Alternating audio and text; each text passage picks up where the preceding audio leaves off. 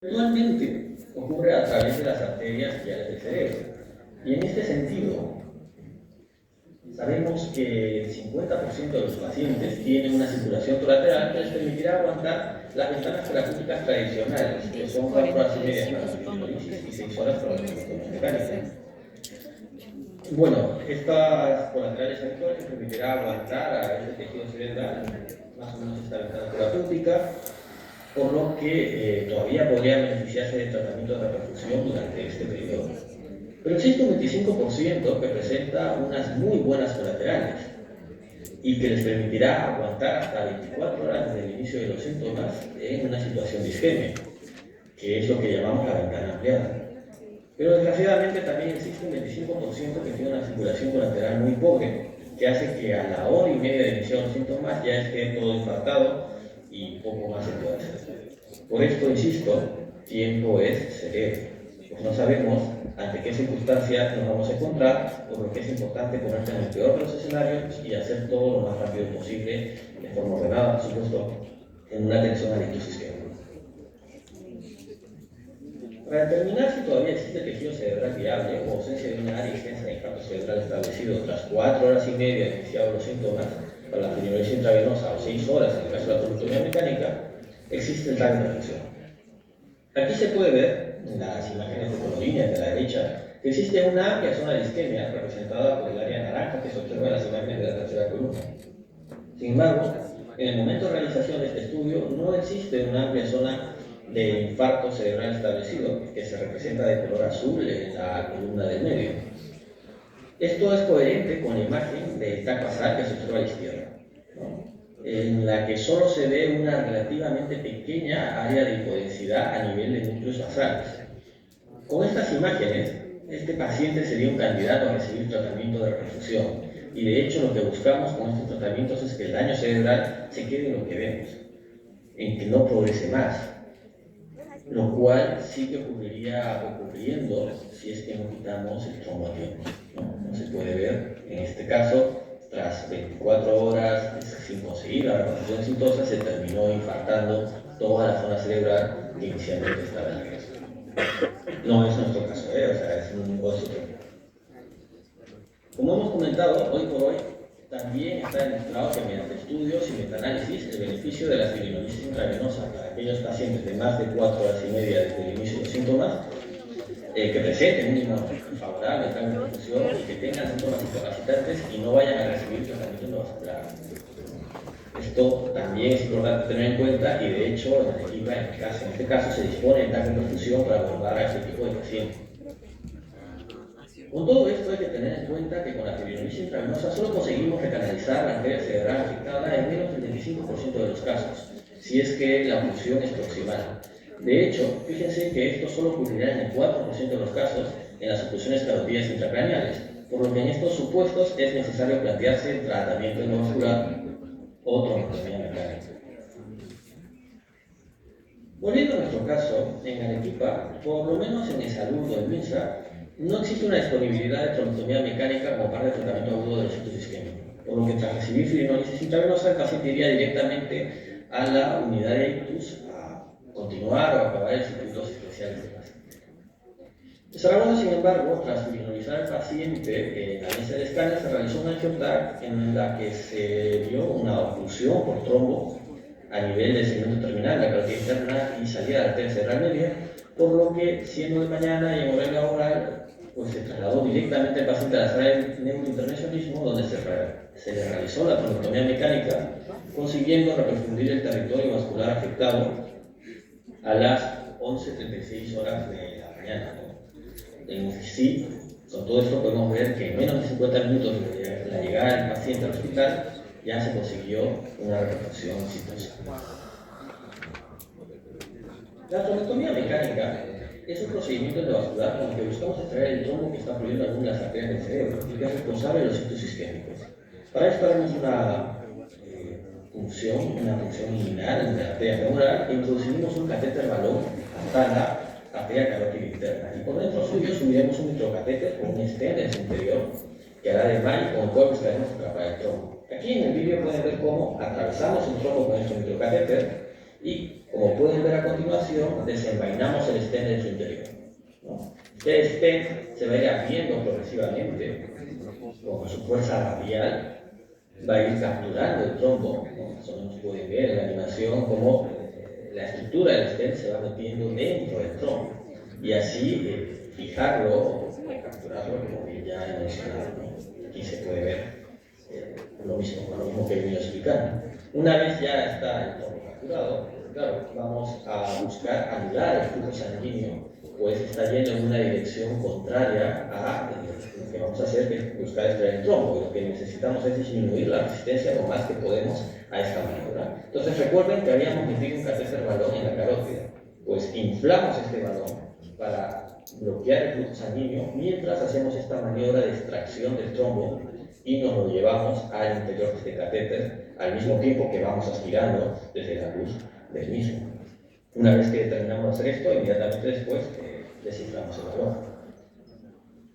Otra forma de extraer trombos consiste en hacerlo mediante un dispositivo de aspiración, ¿no? Esto igual lo vamos a pasar un poco más rápido.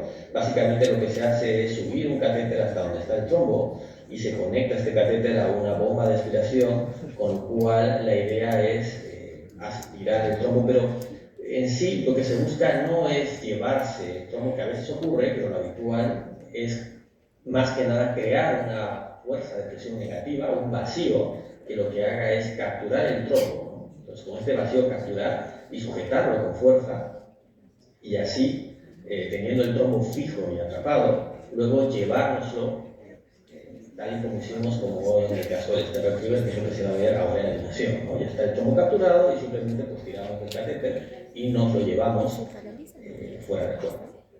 Por acá está la niña.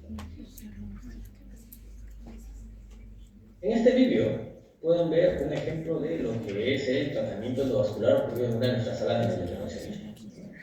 Este video ya es de hace unos cuantos años, ahora tenemos otra sala en materiales más modernos, pero creo que permite ejemplificar lo que hemos estado hablando. Y es que, como pueden ver, lo que ocurre es básicamente múltiples acciones que se van haciendo simultáneamente, ¿no? Aquí está enfermería, pasando el paciente de un lado de la mesa a otra.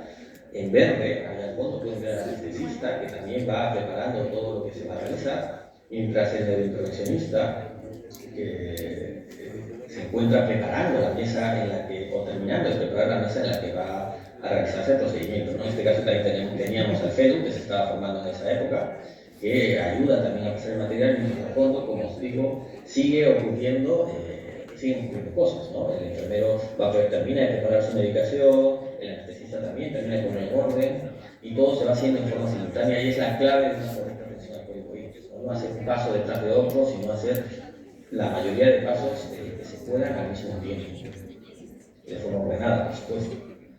Pueden ver aquí tienen el arco de que es como que básicamente el arco de endoscopia, como que básicamente vemos los vasos sanguíneos a la hora de hacer el procedimiento.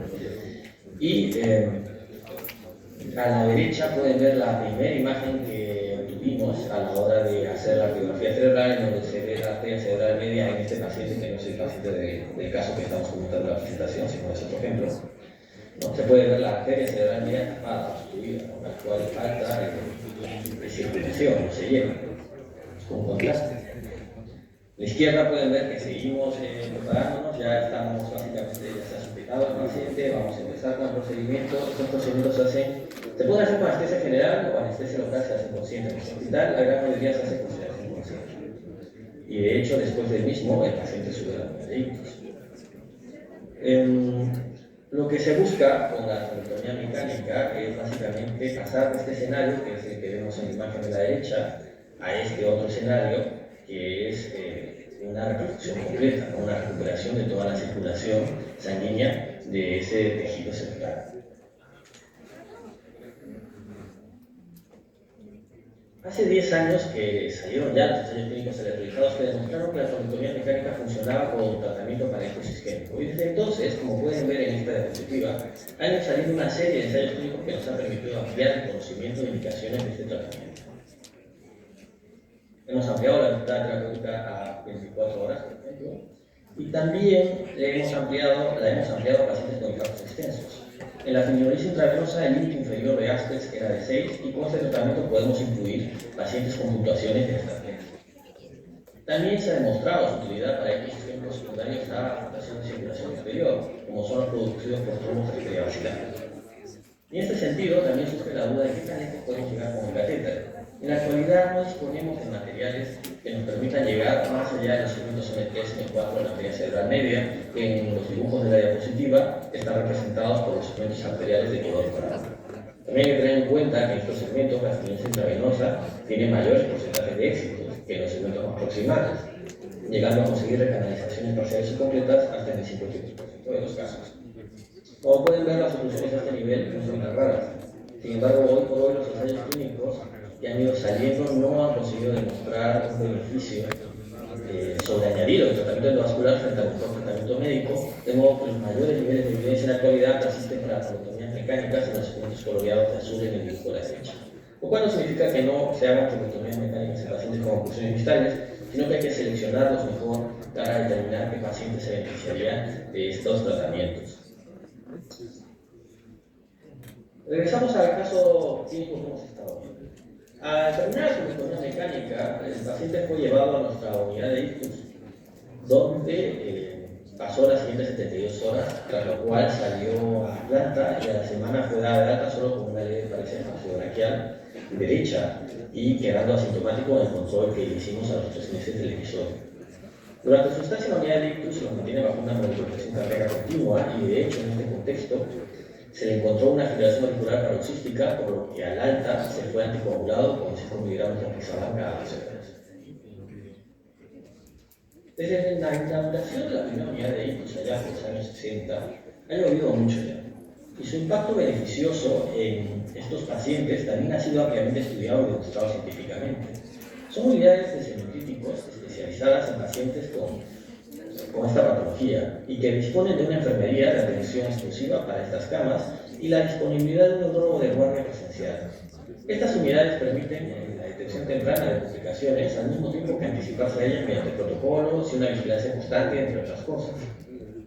A nivel europeo, la recomendación es tener 1 a 1.5 camas de unidad de ictus por 100.000 habitantes. En el caso de Aragón, con esta definición estricta, tendríamos 1.4 camas por 100.000 habitantes. Sin embargo, tal como les comenté al comienzo de la lección, un problema que tiene esta comunidad autónoma es el centralismo y la pobre distribución poblacional fuera de Zaragoza, que hace que desde el punto de vista epidemiológico no esté justificado tener un neurólogo de guardia en los hospitales de las otras provincias. En este sentido, lo que se ha establecido son áreas de ictus, que tienen todas las características que he mencionado de las unidades de ictus, excepto esta última del neurólogo de guardia, que se cubre con el neurólogo vascular de guardia que se encuentra en el Hospital Universitario Miguel Servet, que ante cualquier incidencia y mediante telemedicina brindaría asesoría para el manejo de estos pacientes.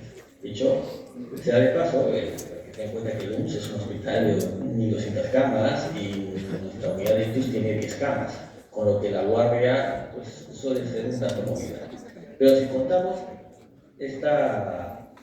con esta figura, pues entonces nuestra tasa de camas por 100.000 habitantes subiría a 2.3 camas, lo cual está muy bien, la verdad. En el caso de Arequipa, el único hospital de unidad de ictus es el CASE y con sus 3 camas, pues tenemos eso, digamos, una tasa de 0.2 camas por 100.000 habitantes. Bien, llegamos a la última diapositiva. Ya siento haber dejado muchas cosas en el tintero, pero cada uno de estos temas que hemos ido abordando daría la verdad para una presentación por sí mismo. Tal como les dije a lo largo de esta presentación, hemos visto cómo el neurólogo de a pie que atendió a este paciente, además de su clásica labor asistencial, tuvo que hacer una importante gestión de procesos durante la atención de este caso, además de aleatorizar y meter al paciente en un ensayo clínico, que no lo he comentado, pero este paciente en cuestión entró en un ensayo clínico llamado Twin2Me. En este ensayo clínico buscamos encontrar nuevas técnicas para obtener un mejor resultado a la hora de realizar una trabeculotomía mecánica. Y de hecho, efectivamente, el paciente fue a la sala de neurointervencionismo y estando ahí se aleatorizó y se decidió que el tratamiento más conveniente era el doble stenting, no más conveniente, el tratamiento al que le tocó realizar era el de doble stenting y se hizo para extraer, y fue el que se hizo para extraer el trombo. Entonces, este adjunto de neurología también hizo investigación en esa laboratoria. Y por supuesto, durante todo el proceso también hizo docencia con el residente que bajó a atender el caso con él. En esta diapositiva están todos los ensayos clínicos presentados en el último proceso europeo de neurovascular, realizado a comienzos de este año. Como pueden ver, son varios los ensayos clínicos que se comentaron, que se presentaron, y abarcan todas las etapas de la atención de estos pacientes, y no solo la parte aguda, que es lo que hemos visto en esta presentación. Pues en los pacientes con ictus isquémico, todo lo que hemos narrado es una pequeña fracción de su vida con esta enfermedad. Pero el resto de las acciones a realizar en las siguientes 3 etapas serán ya tema para hablar en neurología. Y gracias por su atención.